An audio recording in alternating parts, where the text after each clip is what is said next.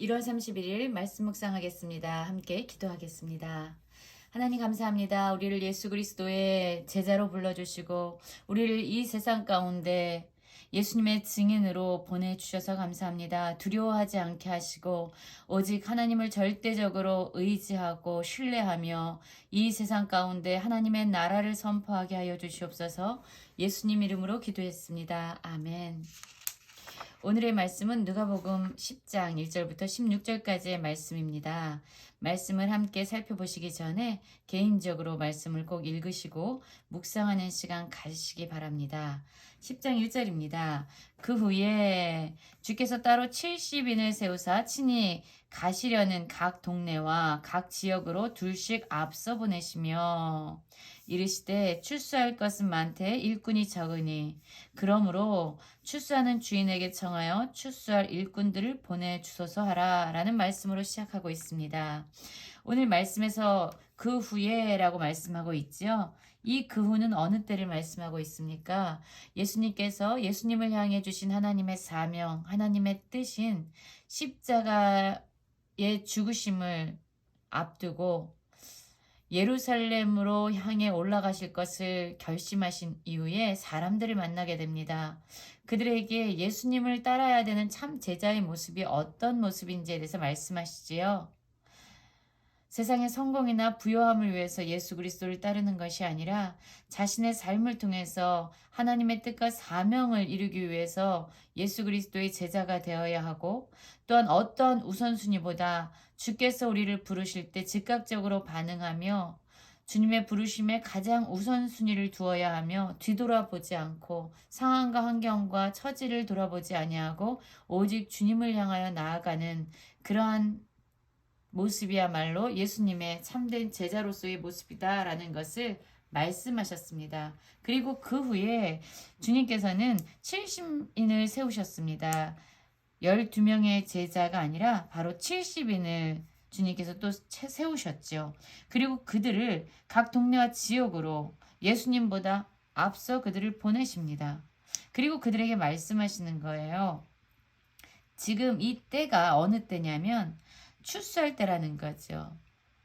하나님의 백성들을 이제 불러 모으는 때라는 겁니다. 그렇기 때문에 출수하는 주인에게 청하여 출수할 일꾼들을 보내주소서 하라. 하나님께 기도하라는 것입니다. 하나님의 나라 가운데 하나님의 나라를 확장시키고 하나님의 백성들을 불러오는 이 귀한 사역에 함께 동역할 수 있는 일꾼들을 보내주십시오 라고 기도하라고 말씀하고 있는 거예요. 그래서 이 70인들에게 주어진 사명 중에 귀한 것은 주님보다 앞서 보내심을 받고 있고요. 또한 그들은 하나님께 출수할 일꾼, 동역자를 보내달라고 기도하는 그런 사명을 받은 자들입니다. 그럼 이들이 예수님에게 보내심을 받을 때 어떠한 태도로 이 일을 사명을 감당해야 되는지 3절부터 나옵니다. 갈지어다 내가 너희를 보냄이 어린 양을 이리 가운데로 보낸가 같도다 라고 말씀하고 있습니다. 그렇습니다. 예수님께서 이 70명의 제자를 보내시는데 이들을 마치 어린 양을 이리 가운데로 보내는 것 같다고 말씀하세요. 여러분, 어린 양은 이리에게 잡혀 먹는 연약한 자입니다. 나약한 자입니다. 그러한 존재가 바로 70인의 제자들이라는 거예요. 이 세상은 어떻다는 거예요? 이들이 가야 되는 그 세상은요, 이리 가운데라고 말씀하고 있지요. 위협적인 세상이라는 겁니다. 그들이 가야 되는 곳은 그들을 위협하고 그들에게 목숨을 빼앗아갈 수 있는 그런 위험한 장소라고 말씀하죠. 그럼 우리의 생각은 어떻지요? 이 어린 양이 잡혀먹지 않도록 단단히 무장을 해서 보내야 되잖아요. 그런데 4절 보면 전혀 우리의 기대와 다른 말씀을 하고 계십니다. 전대나 배낭이나 신발을 가지지 말며 길에서 아무에게도 무난하지 말며 어느 집에 들어가든지 먼저 말하되 이 집에 평안할지어다. 여러분, 전대나 배낭이나 신발은요, 여행객들에게, 나그네들에게 반드시 필요한 물건들입니다. 그런데 이것을 가지고 가지 말라고 말씀하는 거예요. 반드시 필요한 물건조차도 가지고 가지 말라고 말씀하십니다. 그러면 무엇을 가지고 가야 합니까? 그렇죠. 바로 하나님에 대한 절대적인 의존적인 하나님에 대한 절대적인 신뢰를 붙잡고 가라는 말씀입니다. 그들을 공급하실 분은 바로 하나님이시고 그들의 모든 필요를 채워주실 분은 그들이 가진 어떠한 소유가 아니라 바로 하나님 자신이 될 것이라고 말씀합니다. 그리고 그들이 어느 집에 들어가든지 평안할지어다 라고 말하라고 하고 있습니다. 이 평안은 바로 하나님께서 이 땅을 다스릴 때에 하나님의 나라가 이 땅에 도래될 때에 비로소 맛볼 수 있는 평안이죠. 그리고 6절에서 보면 만일 평안을 받을 사람이 거기 있으면 너희의 평안이 그에게 머물 것이요 그렇지 않으면 너희에게로 돌아오리라. 그렇습니다. 제자들은요. 하나님이 통치하시는 하나님의 나라를 전하면서 궁극적으로 이루어질 평안을 그들에게 지금 주고 있습니다. 그들에게 평안을 이야기하고 있고 평안의 복음을 이야기하고 있습니다. 그리고 그것을 받을 만한 사람이 있으면요. 그 받는 자에게 그들이 전한 평안이 이루어질 것이라고 말씀하고 있어요. 그러나 그들이 만약 이 제자들로부터 전해진 이 평안을 거부하게 되면은요. 오히려 그들에게 평안을 빈 이 제자들에게로 돌아올 것이라고 말하고 있습니다. 여러분, 이 말씀이 참 우리에게 위로가 되는 것 같아요. 우리가 예수 그리스도의 복음을 전하든가 예수 그리스도의 사랑을 전하든가 우리가 전도를 하면서 사람들에게 이 평안을 전하죠. 우리가 전하는 그 복음의 평안, 하나님의 나라가 임함으로 말미암아 우리에게 허락되어지는 그 평안을 우리가 전해줄 때에 그것을 받아들이는 사람이 있다면 우린 너무나도 기뻐요. 그런데 그것을 받아들이지 않고 거부하는 사람들을 만나게 되면요. 사실 우리의 마음이요. 위축되어지고 마음이 상하고 깨어지는 경우도 있습니다. 그런데 주님께서는 여기서 그것 때문에 깨어질 필요가 없다는 거죠. 우리가 전한 평안이 그들이 거부하게 되면 그것으로 마음에 상함을 입지 않아도 된다는 거예요. 묶이지 말라는 거죠. 왜요? 그 너희가 빈 평안이 바로 너희에게로 돌아올 것이기 때문이다 라고 말씀하고 있습니다. 그리고 또 하나의 모습은요. 그 집에 유하며 주는 것을 먹고 마시라. 일꾼이 그 삭슬 받는 것이 마땅하니라. 이 집에서 저 집으로 옮기지 말라. 여기서 말씀하시는 것은 바로 이거예요. 우리가 예수 그리스도께서 맡기신 그 하나님의 나라의 복음을 전파하는 데 있어서 우리가 그들에게 잘 대접을 받거나 우리가 이루어야 될 사명은 뒷전이고 내 자신이 높임을 받으려고 해서는 안 된다는 거예요. 그들이 공급하는 것이 바로 하나님이 우리에게 주시는 것이다 라고 생각하시면서 만족하면서 그곳에 있으셔야 된다는 거예요. 하나님의 나라의 복음을 전하는 자들은요. 그 일에 대해서 하나님이 그 삭스를 마땅히 주신다는 거죠. 그런데 만약에 복음을 전하면서 저 집이 더 좋은 걸 줄 것 같아. 절로 가야겠어. 라고 자신을 위해서 이 집 저 집으로 옮겨 다니지 말라는 거죠.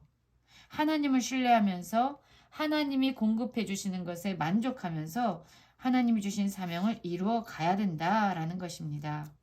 어느 동네에 들어가든지 너희를 영접하거든 너희 앞에 차려놓은 것을 먹고 거기 있는 병자들을 고치고 또 말하기를 하나님의 나라가 너희에 가까이 왔다. 네, 그렇습니다. 그들을 영접하는 자는 바로 그들을 통해서 선포되어진 하나님의 나라를 받아들이는 자고요. 예수 그리스도를 영접하는 자들입니다.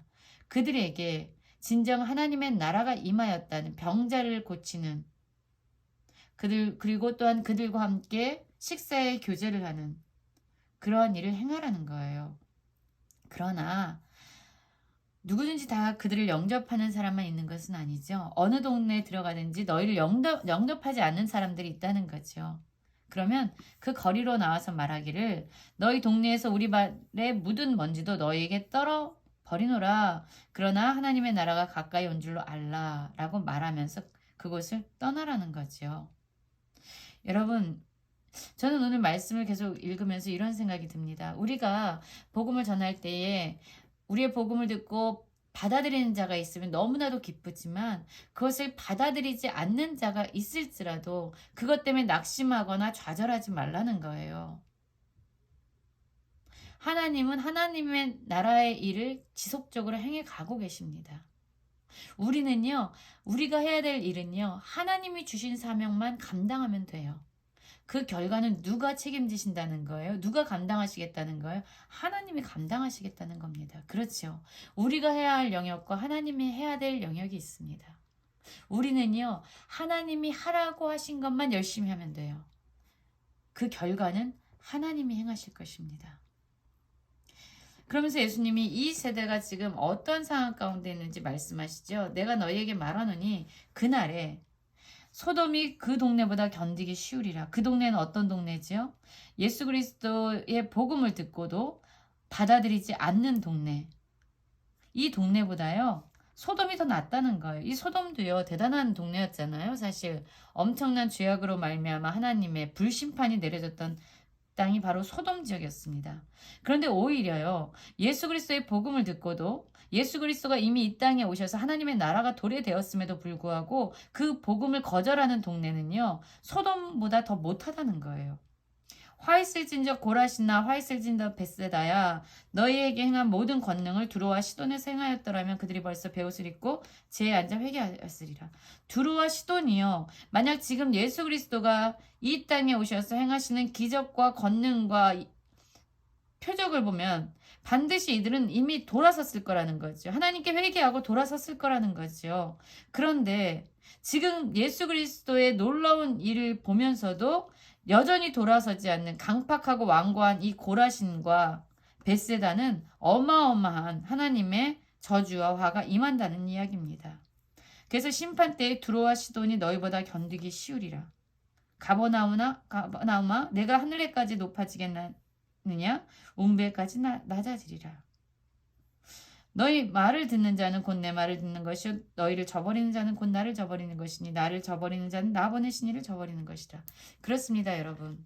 예수 그리스도가 이 땅에 오시고 많은 기적을 행하셨습니다. 하나님의 나라가 이미 도래된 거예요.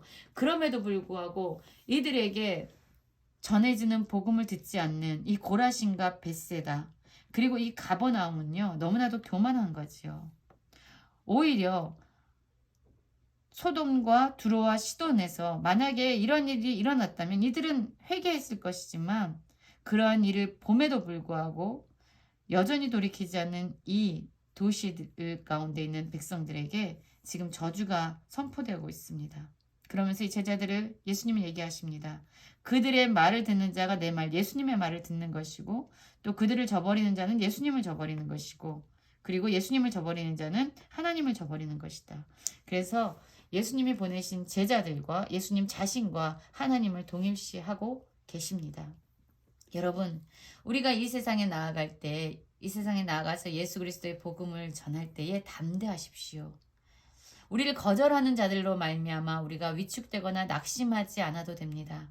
우리는요, 주께서 말씀하신 사명을 잘 감당하시고 우리가 어디에 있든지 복음을 전파하면서 그리스도의 제자답게 살면 됩니다. 그러면 그 나머지 일은 하나님께서 하나님의 능력으로 행하실 것입니다.